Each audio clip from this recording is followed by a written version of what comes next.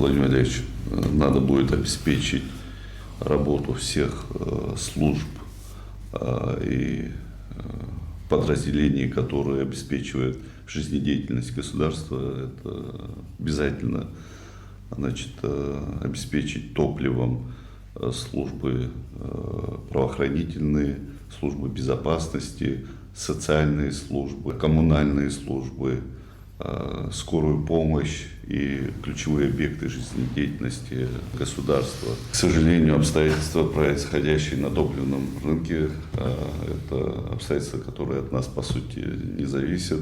Мы знаем, с чем это сталкивается. И, кстати говоря, наша общественность, граждане нашей страны знают, по каким причинам это происходит. И я благодарю, что с пониманием относятся к тому, что происходит, но при всем при этом мы не сидим сложа руки, не являемся, как некоторые утверждают, статистами в этой ситуации. Мы предпринимаем меры, направленные на стабилизацию ситуации на топливном рынке. Благодарен нашим российским коллегам. Все то, что сегодня попадает на территорию Абхазии, как раз таки при содействии администрации президента Российской Федерации. Вы знаете, что я и взаимодействую с Сергеем Владимировичем Кириенко, знаю по линии ведомств, правительств. Эти взаимодействия дают определенный результат, если даже с перебоем, с небольшими партиями, но при этом топливо в Абхазию доставляется. Конечно же, это все пришлось на пиковый период, на летний курортный период, когда расходы топлива суточные увеличиваются больше, чем в 2 раза. Но при всем при этом мы делаем все, чтобы топливо в стране было.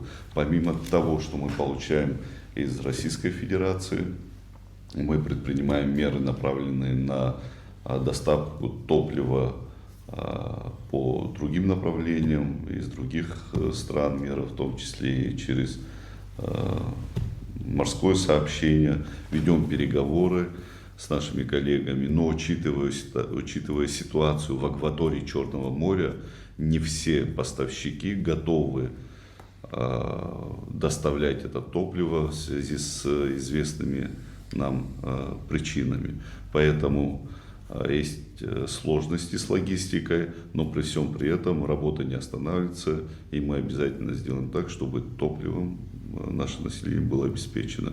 Да, это вызывает дискомфорт нахождения на заправочных станциях. Бывает, что эти очереди растягиваются и на часы, но, к сожалению, еще раз повторюсь, что это обстоятельства, которые не зависят от властей.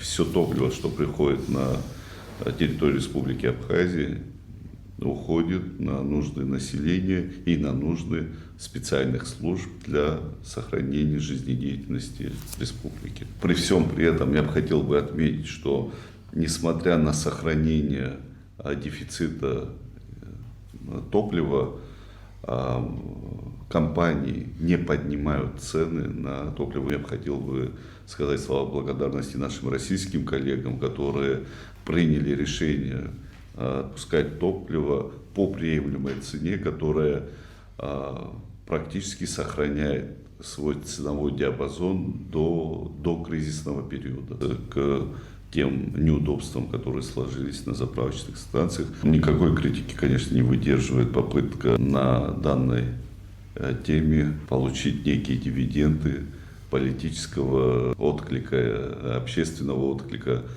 что якобы в Абхазии создаются искусственно очереди. Но это действительно безответственные заявления.